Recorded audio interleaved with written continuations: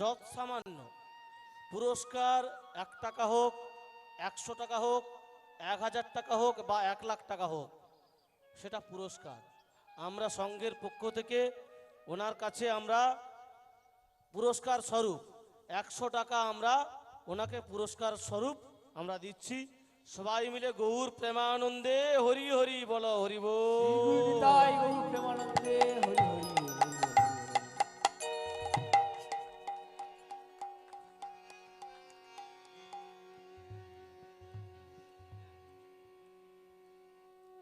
আরো ভালোভাবে আমরা কীর্তন শ্রবণ করব।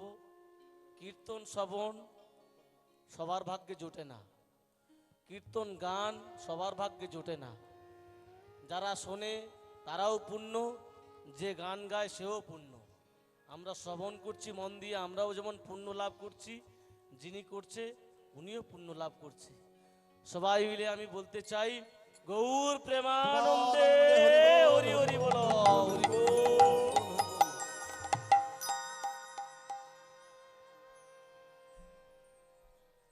আমরা কোথায় ছিলাম বলুন তো?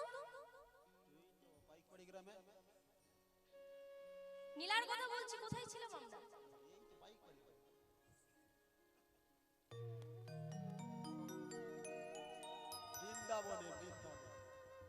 বৃন্দাবনে। বৃন্দাবনে এখনো বলছেন বৃন্দাবনে।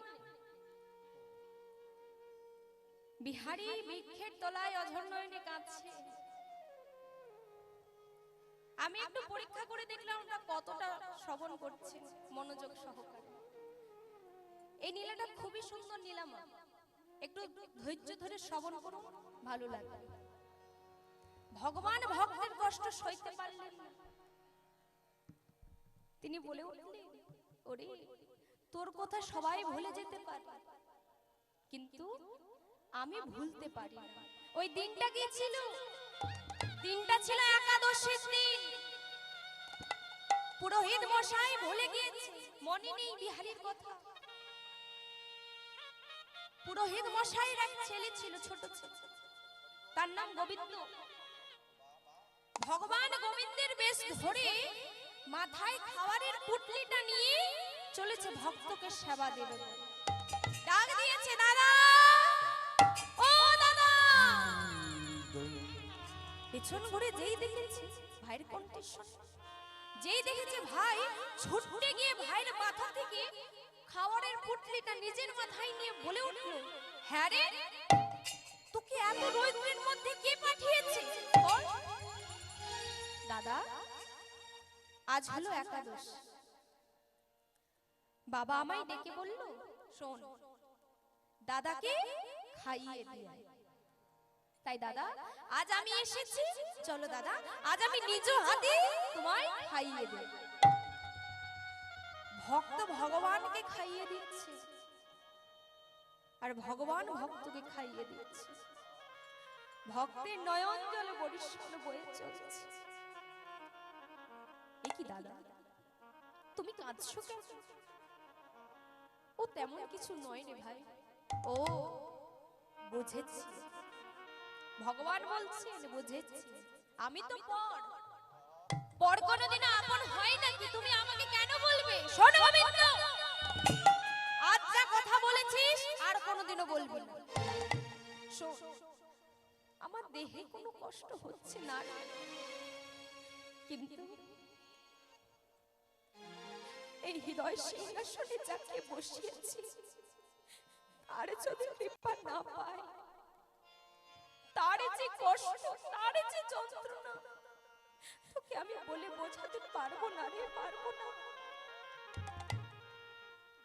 আয় ভাই, চলে আয়, আমি তোর হাতটা ধুইয়ে দিই। ভাইয়ের হাতটা ধুইয়ে বলে উঠলো, শোন, বাবা তোকে একা পাঠিয়েছে, তবে আমি তোকে একা যেতে দিতে পারি না। ভক্তের ভগবানের হাতটা ধরেছে। ভগবান ভাবছে, এবার যদি না যাই তবে তো এবার ধরা পড়ে যাব, কি করব? ভগবান কি করলেন? ব্রজবাসিনী সৃষ্টি করলেন। দাদা দেখো দেখো, আমাদের গ্রাম থেকে কত মানুষ যাচ্ছে। দাদা আমি ওনাদের সাথে চলে যাব, তুমি না বলবে না বলো? বিহারি বলে উঠলো, ভাই তুই সাবধানে যাবি। আমি না বলছি না, সাবধানে যা। দাদা তুমি কিচ্ছু চিন্তা করো না, আমি চলে যাব। কিছু দূর পথ যাওয়ার পর ভগবান আমার অন্তর্ধান হয়ে গেল, আর ব্রজগোপীগণ বিলীন হয়ে গেল। গরু বাছুর নিয়ে সন্ধ্যায় বাড়ি ফিরে এসে বলে উঠলো, বাবা ও বাবা, তুমি কেমন বাবা বলো? ওইটুকু একটা ছেলে কি অত ভারী খাবারের পুটলি নিয়ে তুমি আমার কাছে পাঠিয়েছো, বলো তুমি কেমন বাবা বলো?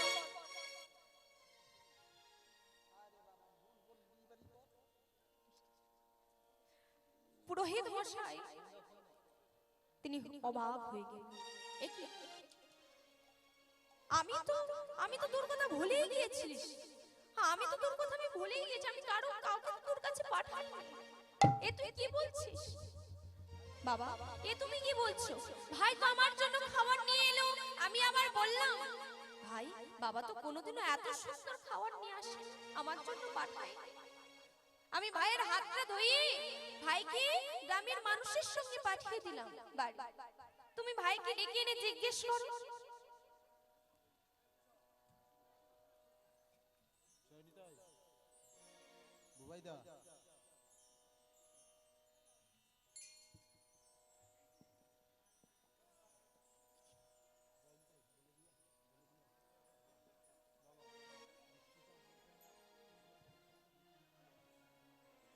মাগো বৃষ্টি চলে এসেছে।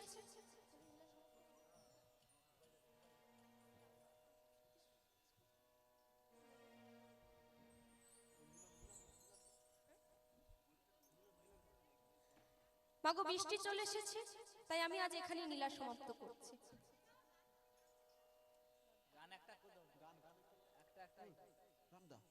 জয় রাধেশ্যাম, জয় গৌর, গৌর হরি বল, জয় রাধে।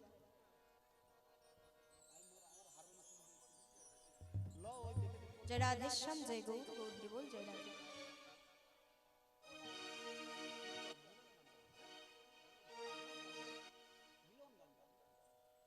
জয় নিতাই, জয় গৌর, জয় রাধেশ্যাম।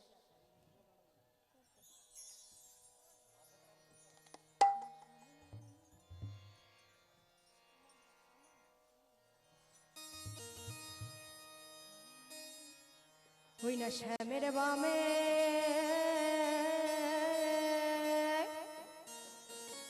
শ্যামের বামে শ্যামের বামে দাঁড়াইলো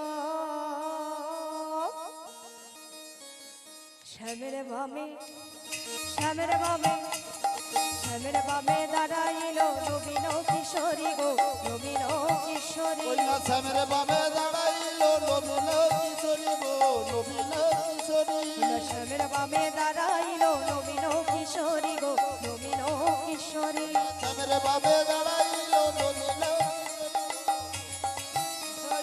নবীন কিশোরী আমার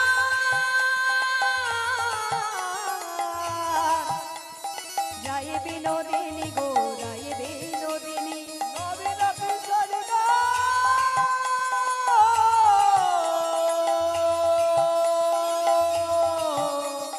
রাই বিনোদিনী গো রাই বিনোদিনী আমার রায় বিনোদিনী গো রায় বিনোদিনী রাই বিনোদিনী গো রাই বিনোদিনী ভক্তগণ সঙ্গে লয়ে